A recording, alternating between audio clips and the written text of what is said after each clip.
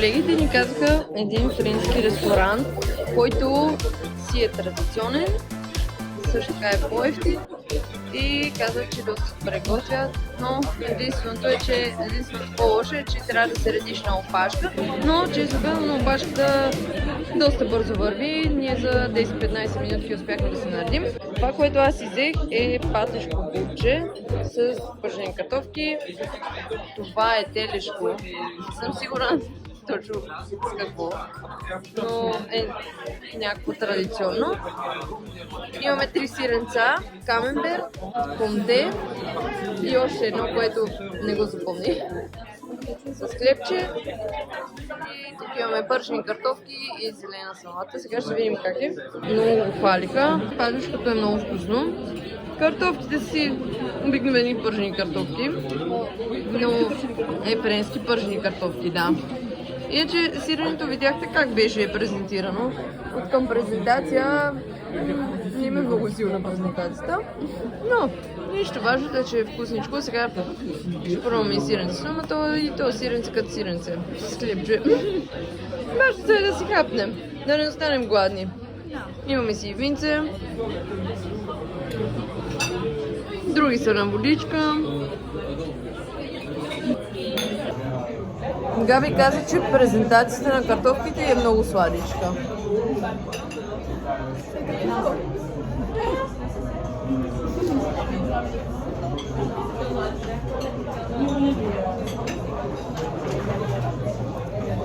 Болна съм.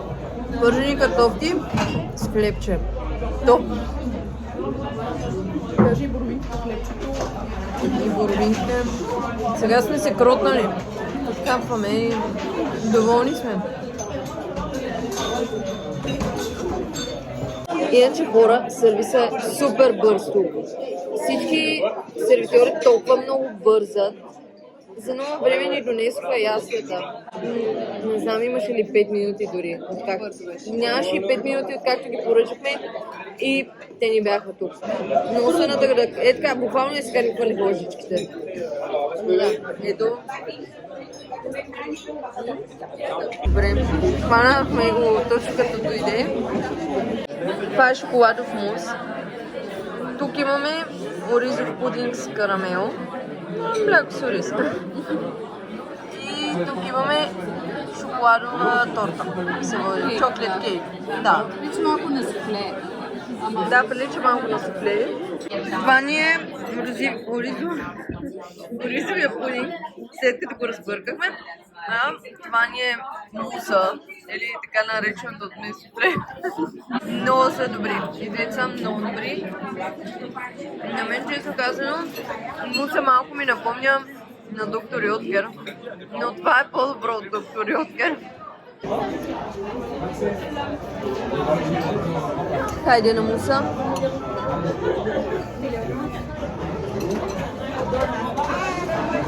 Много фина текстура.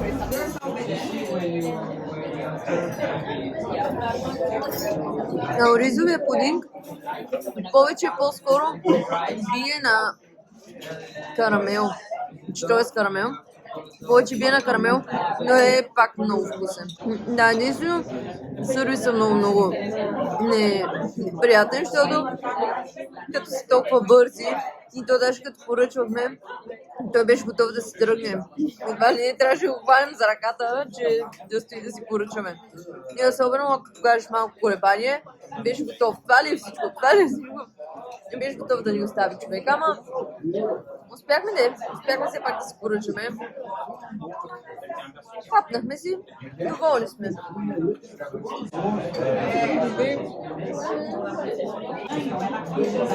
Тъй като ресторанчето, в което хапнахме, беше близо до Мулен Руж, той като цяло Airbnb-то ни е близо до Мулен Руж, решихме да се разходим все пак да го видим. Не сме си взимали билети, няма да ходим.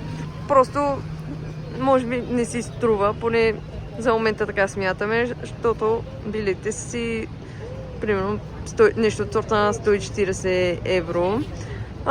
Но да, ако си е кеф човек, що не. Кати реално е била на шоуто на Мулен Руж и като цяло каза, че е готино, според нея не си заслужава чак толкова и не би повторила. Но може би следващия път, като дойдем, бихме отишли, бихме пробвали, да видим как ще е, дали ще бъде интересно. Но таксиметровия шофьор, който ни докара от летището, каза, че в нашия квартал е пълно с... така не знам дали мога да го казвам това, но такива по еротични магазини. И точно защото е около Мулен Руж. Аз и честно казвам, не знаех точно какво представлява Мулен Руж. Знаех, че там има танцорки с някакви по-интересни костюми, малко тип Рио де Жанейро. Обаче Кати ми разказа малко повече. Да, явно и заради това има такива магазини наоколо. Той защото таксиметровия шофьор каза, тези магазини са точно до вас, около вашето Airbnb, обаче се оказа, че са поне малко по-далече, не са точно до нас, което е добре. Добре, защото няма да се събират много странни хора. Интересно беше да го видим, все пак да можем да кажем, че поне сме видяли Мулен Руж. Тези дни като цяло нямахме много планове, тъй като времето ни беше тегавичко, валеше, после изгражда за малко слънце, пак валеше, после спираше и по-скоро не сме си давали толкова зор да обикаляме, не сме си правили планове. Мислим да си направим планове по-скоро за следващите дни. Още не сме отишли, честно казвам, в Айфеловата кула. Те първа предстои да отидем, но това ще го видите по-нататък. За момента си работим последните 2 дни. Общо взето деня ни минава по този начин, като вечерите, между другото, много хубави си правим вечерите последните няколко дни, защото си се събираме в Airbnb-то, взимаме си сиренце, винце, нещо за хапване и просто си хапваме там. Супер уютна обстановката, много ни е хубаво Airbnb-то, много уютничко, пускаме си така топла светлина, пиваме си винце, говорим си и не можем да се наговорим, лягаме си по никое време, просто защото не ни стига времето да си говорим, въпреки че дори в България, като сме постоянно гледаме да си пишем, да си говорим, срещаме се в офиса, като сме се виждали, не сме могли да се наговорим, но тогава сме се виждали за по-кратко време, пък сега сме постоянно заедно и е много приятно. Много хубаво си изкарваме. За момента ни е спокойно. В следващите дни, като изгрее слънчице, защото от утре вече би трябвало да е слънчево времето. Очакваме доста повече да се разхождаме, повече експириенс да имаме от към някакви забележителности, включително Айфеловата кула. За момента по-скоро си се наслаждаваме на уличките и на местния живот и се опитваме да се почувстваме като местни и за момента доста добре ни се получава. Доволни сме. Много е различна атмосферата, защото е оживено навсякъде. Навсякъде е доста оживено. Отгоре на това постоянно гледаш архитектурата на старите парижански блокове, старата парижанска архитектура и наистина са много красиви всичките сгради по центъра. Успяли са да ги запазят. Французите си личи, че си се стараят, аз вече споменах, стараят се да си изглеждат добре, стилно. И цялата тази картинка, като я събереш, се получава много красива. Наистина бих казала, че са доста гостоприемни, поне нашите колеги от офиса са супер гостоприемни. Те казаха, че и те потвърдиха, че французите са малко по-студени, но поне важното е, че нашите колеги ни посрещат много добре и са много приятелски настроени, много си говорим и много хубаво си изкарваме.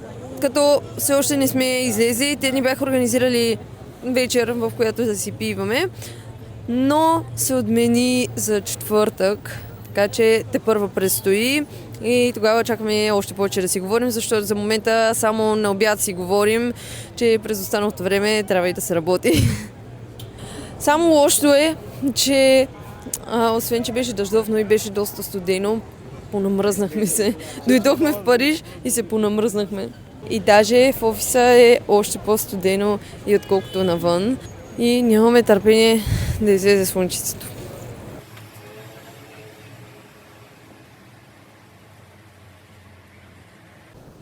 Здравейте, хора!